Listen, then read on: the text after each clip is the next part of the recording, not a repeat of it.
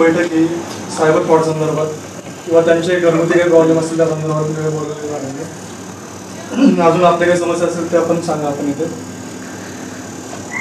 IT act संदर्भात काही असेल ते सांगा.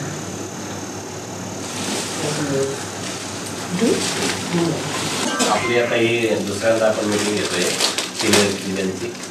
आणि सिनियर सिटीजनला सर्वात महत्त्वाचं म्हणजे त्यांनी आपले त्यांचे जे प्रॉब्लेम आहेत, तर म्हणजे प्रत्येक सिनियर सिटीजनला काही ना काही प्रॉब्लेम असतात. घरगुती असतील, त्यांच्या मुलांपासूनचा त्रास असेल किंवा इतर सुद्धा बऱ्याचशा अडचणी असतात. बाहेर फिरताना हिंडताना काही अडचणी येत असतील.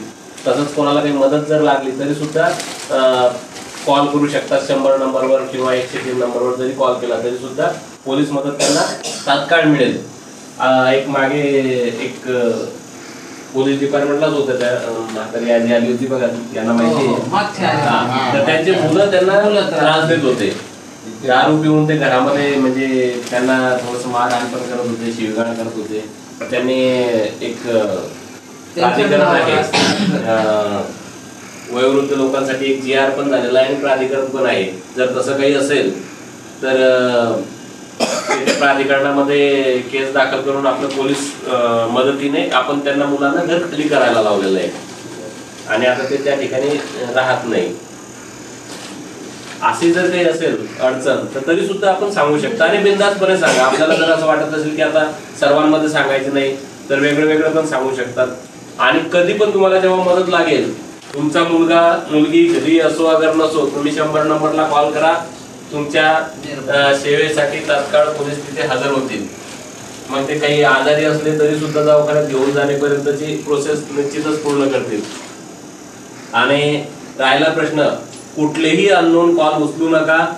जिथे आपल्याला रस्ता माहिती नाही अशा रस्त्याने विनाकारण फिरू नका. म्हणजे जायचं असेल तर एखादी ॲटो वगैरे करायची आणि निघून जायचं. कारण काय, तुम्ही अनोळखी ठिकाणी जर चालत जात असेल, तिथे कोणी भेटलं तर तो तुम्हाला काहीतरी माहिती चुकीची देतो, तुम्ही पण ऐकता, कारण आपल्याला रस्ता माहिती नसतो. असे आपल्या इथे तर हे जे कबूतरखाना आहे बघा, या ठिकाणी साधारणतः 12-1 वाजेच्या दरम्यान असं सुनसान असतं. म्हणजे काही गर्दी वगैरे काही नसते. त्या ठिकाणी 2 वेळेस झालेलं आहे आतापर्यंत. म्हणजे मला आता 2.5 वर्ष झाले. 2.5 वर्षामध्ये 2 वेळेस काय झालंय, एक म्हाताऱ्यांना म्हणजे ते बरोबर हेरतात आणि त्यांना सांगतात की आज तुम्ही कुठे चालले, पुढे गर्दी आहे किंवा मग पुढे पोलीस आहे, ते चेकिंग चालू आहे. आणि तुमच्या गळ्यामध्ये कानामध्ये सोन्याचे दागिने आहेत ते काढून दिले अक्षरशः त्यांनी. आणि म्हणजे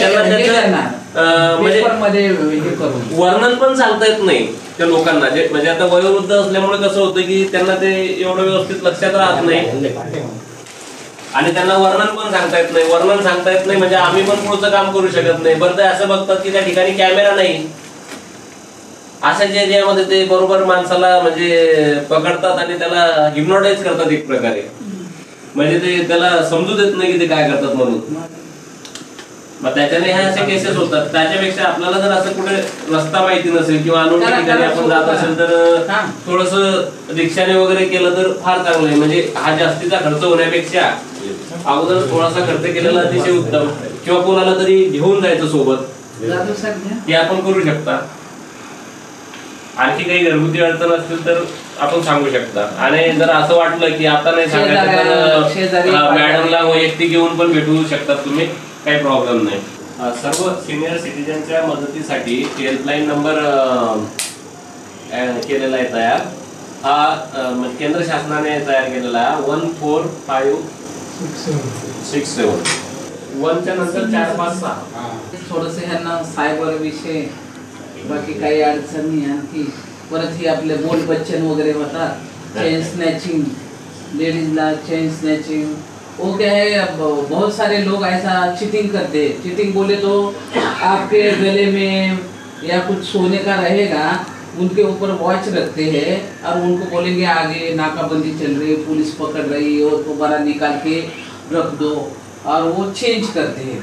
आप जब घर पे जाके देखेंगे तो उसमें कुछ नहीं रहेगा, आपका गया. तो ये मैटर भी बहुत होते हैं. वो ज़रा बूढ़े लोगों के साथ ही, ज़रा उम्र वाले हैं 60 के ऊपर, उनके साथ ज़्यादा ये होता है. अभी अकाउंट वगैरह जो यूज़ करते हैं वो साइबर का फ्रॉड है.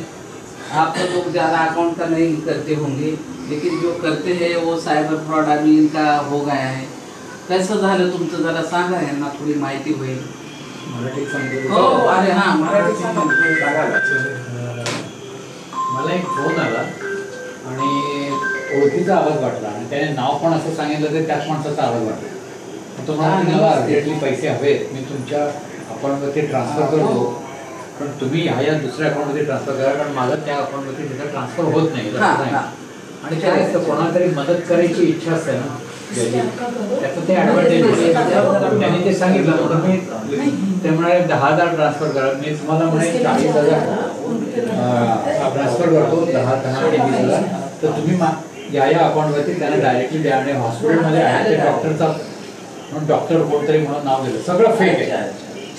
डॉक्टर म्हणून नाव दिलं म्हणून मी तिथं पहिले 10,000 केले, 10,000 केले, तेव्हा टोटल 60,000 ट्रान्सफर करा. म्हणून मी 38,000 केले आणि म्हटलं तुमचं अजून आलेले नाही माझ्याकडे पैसे. म्हटलं माझ्या अकाउंटला जमा नाही झाले, माझ्या अकाउंटला अजून ट्रान्सफर नाही झालेले नाही म्हणत ट्रान्सफर. मग तसंच मला डाऊट आला काहीतरी, म्हणून मी लगेच माझा मुलगा होता घरी, त्याला सांगितलं तुझी गाडी काढ, कारण तो राहतो दिंडोशीला, तो नेमका आला.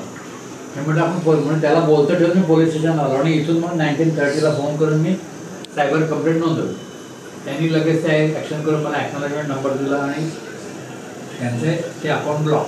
पण अकाउंट जरी ब्लॉक केले तरी त्याच्या अगोदरच त्यांनी ते ट्रान्सफर केलेले मिळाले की ते लगेच ठेवतच नाही, ठेवत नाही. 1-2 मिनिटांमध्ये काढून टाकतात ते. त्यांना माहिती आहे हे सायबर कंप्लेंट. मला 60,000 सांगितले. मी पुढचे विचार त्याच्यानंतर तो ज्या माणसाने मला सांगितलं तो बोलत होता, म्हणून मी सगळे त्याचे डिटेल्स काढल्या. आता सगळ्या डिटेल्स किती खऱ्या आणि किती खोट्या माहित नाही, पण त्याच्या फोनवरून त्याच्या डीपी वरती काय फोटोज वगैरे सगळं करून मी ते पोलीस स्टेशनला मॅडमना ते सबमिट केलं. म्हणतात की हे सगळे फोटो सुद्धा फेकच असतात, सर्व फेक असतं, सर्व फेक. पण ते फोटो सगळे आहेत म्हणजे जास्त हेच क्राईम जास्त त्यांचं अकाउंट पण फेक असते. माझे स्वतः गेले पैसे, माझे मिस्टरांचे पेमेंट ICICI बँकमध्ये आले 8,000 रुपये. रात्रीला एवसीला आणि कामाला आलंय, मला माझी तब्येत बरोबर नव्हती तर रात्री काढले नाही. सकाळी काढायला गेली ना तो 0 बॅलन्स, 8,000 गेलेला. तिथे सर्व केले, नॅन्सी वगैरे सर्व लेटर दिले ICICI, ते लोकांनी पण हात वरती केले, 1 रुपया दिला नाही. बँकवाले रिटर्न देतात, काही तुम्ही केलं नाही पण नंबर तुम्हाला नाही दिलेला. माझ्या मिस्टरांचा स्वतःचा नंबर पण नाही माहिती. नाही कधी कधी काय नंबर नाही दिलेला तरी फोन बिल भरायचं म्हणून म्हणजे काही कारण सांगतात. ते तुमचं डेबिट कार्ड ब्लॉक झालं, ते चालू करायचं तर आताची आता हे करा. म्हणजे आमच्याकडे तसं काय पण नव्हतं, आपल्याला बोलायला चान्सच देत नाही. हल्ली कुठल्या तरी एका मेसेज आला होता कुठल्या तरी पोलीस मैडम मेरे काम करती लड़की फोन पे बात करी थी और पैसा कैंसिल नया आ गया, ये नया फोन पे बात करते अकाउंट नंबर नको, काही नको. तेरा हस्बैंड का payment information from the builder side आणि बिल्डर कडून त्याच्याकडून ती इन्फॉर्मेशन घेतात. त्याच्यात त्यांना हे आधार कार्ड नंबर, पॅन नंबर हे सगळं त्याच्यातून मिळतं, फोटो मिळतात आणि अंगठ्याचे छापा मिळतात बिल्डरच्या, म्हणजे ॲग्रीमेंट केलेलं असतं. मग त्यांनी कुठेतरी ट्रॅक केलं आणि त्याच्यावरून ते सगळं डुप्लिकेट तयार करून ते अशा टीमला काहीतरी पकडलं, 6 जण काहीतरी पकडलं. असं नंबर की जरूरत नहीं है, नया फ्रॉड आया ना म्हणून ते मी व्हेरीफाय पण केलं. किसी को सर्विस लगाने का आमिष दिखाते हैं, नहीं मैडम किसी को तुमच्या OTP शिवाय किंवा तुम्ही स्वतः ट्रान्सफर केल्याशिवाय किंवा स्कॅन केल्याशिवाय पैसे जातच नाही. आप जो बोल रहे हो नंबर की जरूरत नहीं, ऐसा नहीं. आप तो मैं बोलता आपको कि आप है ना एखादी ऐप डाउनलोड करते हैं, ऐप डाउनलोड करने के बाद में पूरा एसेट जो है मोबाइल का वो उनके पास में चला जाता है, ऐसा विषय. आमच्या असं कायच नव्हतं, खाली नंबर त्यांचा असतो ना, ह्यांना तर काय माहितच नाही, त्याचं सर्व मिस करते. त्यांचा स्वतःचा नंबर त्याला नाही माहित. ये तो मेरे यहाँ अकाउंट का काम करती है. फोन पे अभी ये नया हुआ अभी हफ्ते में, फोन पे बात करते करते निकाल देते हैं 3 केस हो. फोन अभी कोई OTP देने की जरूरत नहीं, कुछ नहीं, फोन पे बात करते करते. ये तो होशियार लड़की है, तो मेरे अकाउंट का काम नहीं. अभी नया ऐप आया है जो कोई बात करते करते निकाले. बात करना चाहिए बस, उसके साथ बात करते रहना. असं जर सायबर मध्ये आपण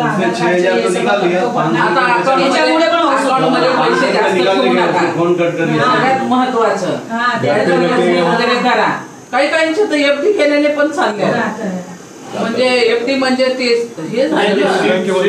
स्वीप जर केलेली असेल तर जातील, पण परमनंट एफडी जर असेल म्हणजे जी ओल्ड टाईपची जी एफडी आहे जुनी 1 वर्षाची 2 वर्षाची जुनी जी करत होतो ती एफडी जर असेल तर त्याच्यातून पैसे काढता येत नाही असे. हा म्हणजे आता 1-2 कंप्लेंट पाठीमागे आले की एफडीचे गेलेत पैसे. जे स्वीप अमाऊंट असते म्हणजे तुमचे अकाउंटवर पैसे पडलेले आहेत आणि ते स्वीप मध्ये गेले, एफडी टाईप होतात ते, पण ते स्वीप मध्ये जातात. ते पैसे ऑटोमॅटिकली जेव्हा तुमचं बॅलन्स कमी होतं तेव्हा वापस ते अकाउंट मध्ये जमा होतात, तर ते पैसे जातात.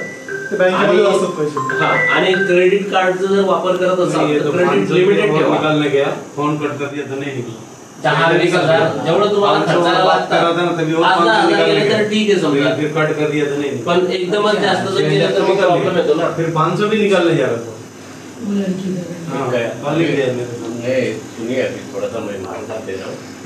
अभी अधिकारी वर्ग है सब सम्मानीय है, इनको ज़्यादा मालूम है. मैं भी तो थोड़ा सा इधर उधर घूमता हूँ, इसलिए मैं भी अभी सब लेडीज है आई है. मगर अभी साइबर क्राइम जो है वो साइबर क्राइम इतना बढ़ रहा है ना कि अलग अलग टेक्नोलॉजी आई है इसमें. आता चोरी करत नाही, घर फोडत नाही, डायरेक्ट तुमच्या अकाउंटवर हल्ला. इसलिए पुलिस यंत्रणा ने क्या किया है, पुलिस कमिश्नर ने पूरे बम्बई में साइबर क्राइम का अलग अलग ब्रांच बनाया है, अलग अलग स्टाफ नियुक्त किया. क्या आपका ऐसा कुछ ऐसा होगा, कौन से पैसा जा रहा है, क्या जा रहा है, तो आप डायरेक्ट आपका फ़ोन नंबर और वो आके वो साइबर क्राइम को आप कंप्लेंट करेंगे तो वो अपने हिसाब से बरोबर अपनी यंत्रणा ये करेगी. और जो साइबर क्राइम जो कर रहा है वो कौन आदमी कर रहे मालूम है, अपने बाहर के आदमी रहते हैं. पूरा बोला तो यूपी वगैरह इस साइड के जो मिलता ही नहीं है क्राइम होने के बाद. हाँ, तो मैं अभी खुद मेरे साथ में हुआ है इसलिए मैं बोल रहा हूँ. गाँव के गाँव रहता है, वहाँ पे कुछ बताते भी नहीं. वहाँ गया हाँ, तो वहाँ गया. पुलिस यंत्रणा क्या होते हैं, पुलिस वाले इतने पब्लिक को सपोर्ट करते हैं यहाँ तक कि यूपी तक पहुँचते हैं. मगर यूपी जाने के बाद उधर के लोग कोई बताते नहीं है. क्या सब एड्रेस सब एड्रेस झूठ रहता है, सब फ्रॉड कर रहे हैं. और यही फ्रॉड के ऊपर अभी बहुत सारा ऐसा ये हो गया है, बहुत लोग ऐसे उपस्थित हो गए कि जिसका पुलिस वाले बरोबर ये कर रहे हैं, नजर रखे हैं पुलिस वाले. क्या तो कैसा है, आप लोगों को जो बोला ना सतर्क रहना चाहिए. उम्र होने के बाद आप बाहर घूमते हैं, थोड़ा सा व्यायाम के लिए घूम रहे हैं तो कुछ पोस्ट ये ज्यादा सोने का वगैरह पहन के निकलने का नहीं. बस स्टैंड के ऊपर डुप्लीकेट पहनने का, बस स्टैंड के ऊपर ऐसे कोई बच्चे लोग खड़े रहते हैं 2 व्हीलर लेके, आपको देखते हैं तुरंत हाथ मार के निकल जाते हैं बाहर काढून ट्रेन मध्ये गर्दीमध्ये. तो कैसा है, ट्रेन में बोलो किधर भी बोलो, अभी ट्रेन के गर्दी में भी लोग चिम के भागते हैं. तो क्या मालूम है कहाँ भी जाएंगे तो थोड़ा सा आपने खुद के शरीर में थोड़ा सा डुप्लीकेट डालना चलेगा. खुद ही लेने का. हाँ, डुप्लीकेट डालेगा तो भी चलेगा, मगर ओरिजिनल डालने का थोड़ा सा कम करो. क्या और पैसा होगा तो वो अच्छे बैंक पे पार्लामध्ये झाले ना ते बेल्टेक्सर पण आपल्या सोनासारखं दिसत होतं रिंग घातलेली, तर काढून घेतलं ना. दुसऱ्या दिवशी ते नकली दिसली ना तर कान काढलेलं, दुसरं कानाला वार केलेला पार्लामध्ये, खोटे घातले.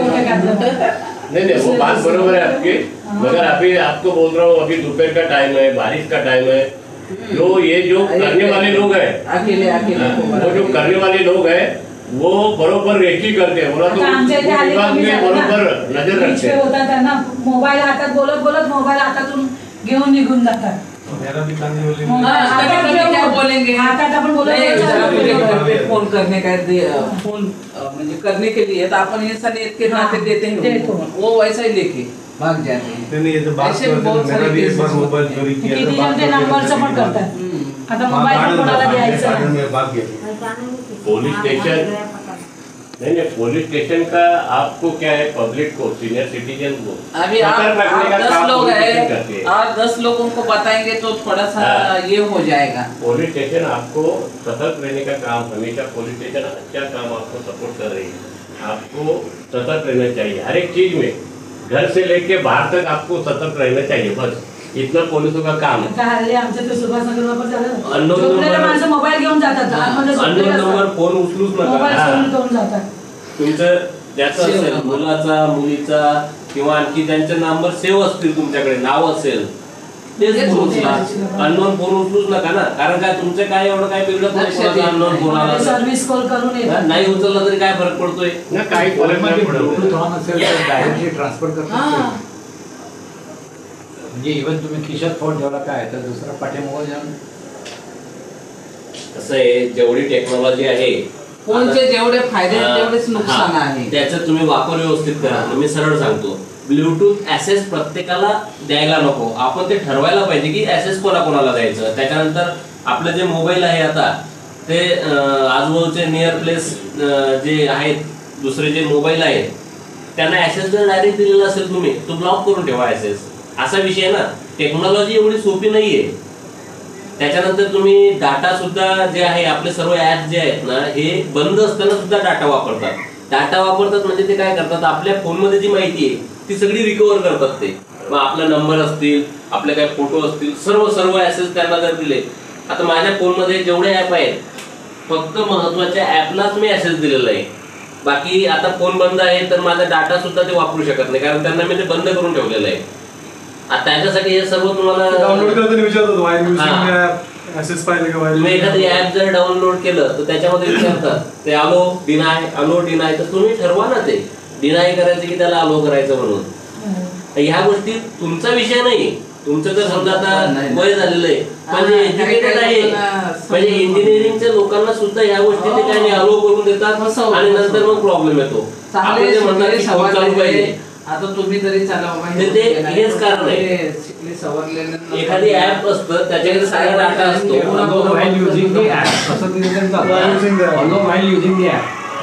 ते दिलं तरी चालेल. मॅडम सर्वात खतरनाक आहे ना ट्रू कॉलर जो आहे ना, ट्रू कॉलर ती सर्वात हे खतरनाक आहे. कारण ते लोकांना डेटा तुमचा डेटा पुढच्या 5 वर्षासाठी त्यांच्याकडे ठेवतात.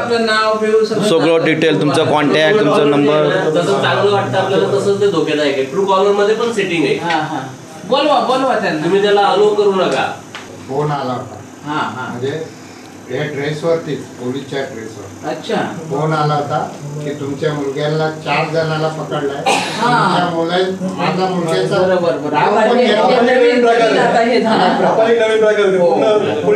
माझ्या मुलग्याचा बी नाव घेतला, त्याचा फोटो पण बघितला. पोलीस आहे परत काय त्याला बोललं कोण, तर माझ्या मुलग्याचं नाव पण घेतला त्यांनी.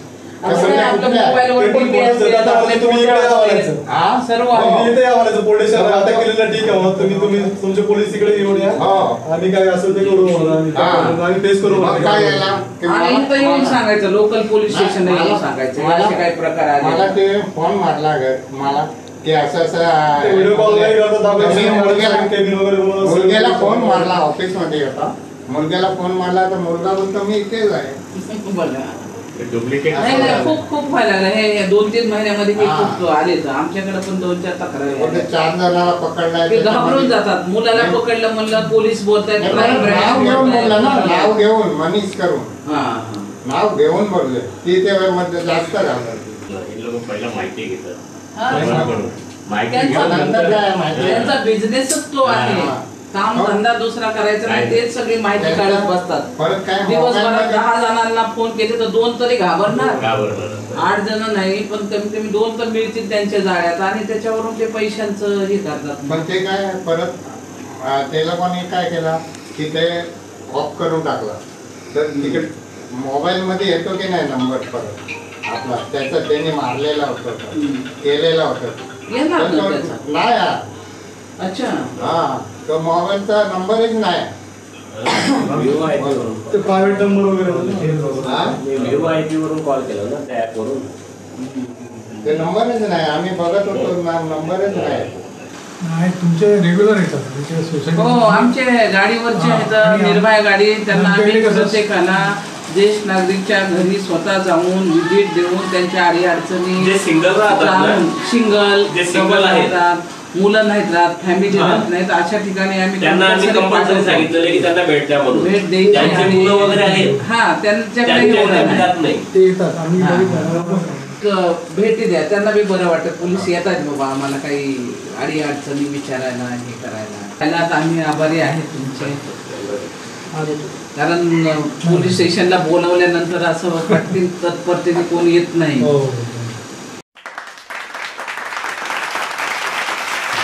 नमस्कार, मी संपादक जाधव बोलतो आहे.